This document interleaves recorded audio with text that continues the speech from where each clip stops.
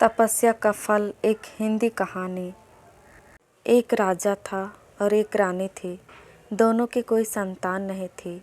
उन दोनों ने तपस्या की, तब जाकर उन्हें एक पुत्र मिला, लेकिन वह भी आधा इंसान और आधा सांप था।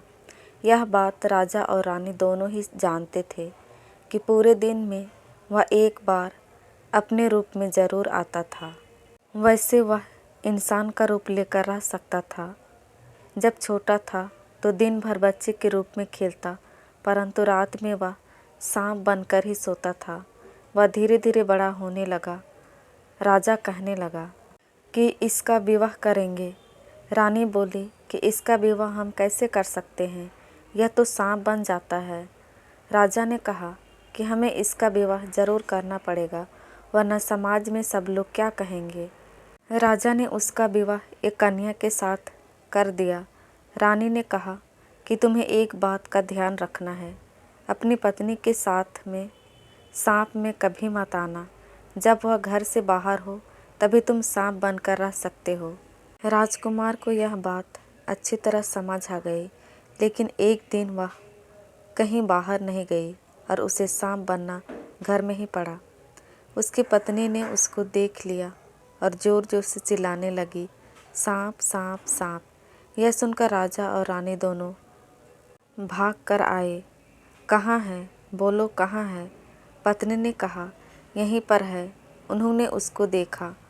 पत्नी ने कहा, इसको मार डालो, परंतु राजा बोला, नहीं, यह भी किसी का बच्चा होगा, इसको नहीं मारेंगे। और राजा उसको बाहर ले जाकर छोड़ गया, क्योंकि राजा जानता था कि वह उसी का पुत्र है।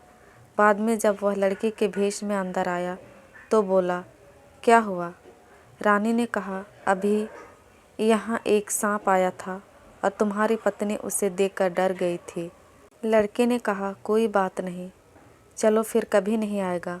धीरे धीरे एक दिन बीतते गए। एक दिन लड़के की पत्नी से उसकी दासियों ने कहा कि तुम अपने पति से उसका गोत्र पूछना। शाम को लड़का आया तो उसकी पत्नी जिद करने लगी कि तुम्हारा गोत्र क्या है, मुझे बताओ। लड़के ने कहा, तुम मुझसे जो चाहो पूछ सकती हो, पर एक ही चीज़ है जो मत पूछना, क्योंकि यह जानने के बाद तुम बहुत पछताओगी। लड़के की पत्नी जिद करने लगी, बोली, नहीं, मुझे कुछ नहीं जानना, मुझे तो सिर्फ इतना बता दो कि तुम्हारा गोत्र क्या है। तुम जिद कर रही हो तो मैं अमावस्या की रात को तुम्हें गंगा के किनारे ले जाऊंगा, वहीं पर जाकर बताऊंगा। अमावस्या की रात दोनों ने गंगा के घाट पर गए।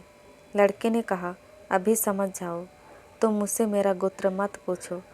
परंतु लड़के की पत्नी जिद करने लगी, बोली, नहीं, आज तो मैं पूछ कर ही मानूंगी, बताओ। लड़का धीरे धीरे नदी की तरफ बढ़ने लगा और कहने लगा, आप भी मान जाओ, मत पूछो। परंतु उसकी पत्नी हट कर बैठी थी। लड़का नदी पर गया और एक डुबकी लगाई। डुबकी के बाद वह अपने सांप रूप में आकर बोला, यही मेरा असली गोत्र है। लड़के की पत्नी रोने लगी और बोली, मुझे माफ़ कर दो और वापस आ जाओ। परंतु लड़का बोला, मैं अब कभी वापस नहीं आऊँगा और मैं जा रहा हूँ। इतना कहकर वह गंगा में चला गया। लड़के की पत्नी गंगा के घाट पर बैठकर फूट फूट कर रोने लगी। वह रोज़ यहाँ आती और रोती। एक दिन एक बुढ़िया वहाँ आई। उसने उससे पूछा, बेटी, तुम कौन हो और यहाँ क्यों आकर रोती हो? लड़के की पत्नी ने कहा, मैं राजा के लड़के की पत्नी हूँ। मेरा पति गंगा के अंदर चला गया और वापस नहीं आ रहा। बुढ़िया एक जल परी थी।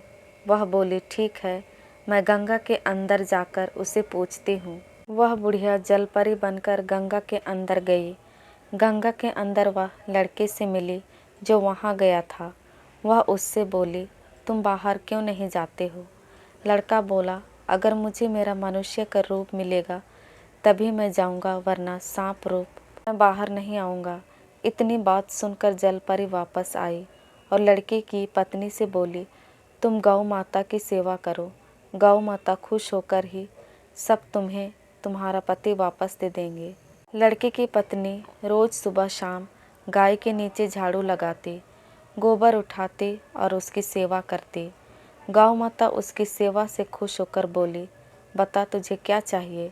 लड़के की पत्नी ने कहा, मेरा पति गंगा में है, उसे वापस लाने में मेरी सहायता करो। गाय ने जलपरी को बुलाया और कहा, इसका पति वापस भेज दो। जलपरी ने कहा, वह तभी आएगा जब उसको मनुष्य का रूप मिलेगा, नहीं तो वह नहीं आएगा। गौ माता और जलपरी ने उसको मनुष्य का रूप मिलेगा, नहीं तो वह नहीं आएगा। गौ माता और जलपरी ने उसको मनुष्य का रूप भेज दिया। वह वापस आ गया। राजा रानी, राजकुमार और उसकी पत्नी पहले की तरह हंसी खुशी रहने लगे। सीख, यह हमारे सच्चे तपस्या और भक्ति की ही कहानी है। अगर हम किसी चीज़ को पाना चाहें तो तन मन से उसी चीज़ में लग जाएं, तभी वह चीज़ हमें मिलती है, अन्यथा नहीं। दोस्तों, अगर आपको यह कहानी पसंद आई है तो आगे भी ज़रूर शेयर करें और कमेंट करके हमें भी बताएं। और यदि चैनल में नए हैं तो प्लीज़ चैनल को सब्सक्राइब कीजिए ताकि हम आपके लिए और अच्छी अच्छी कहानियाँ ला सकें। धन्यवाद।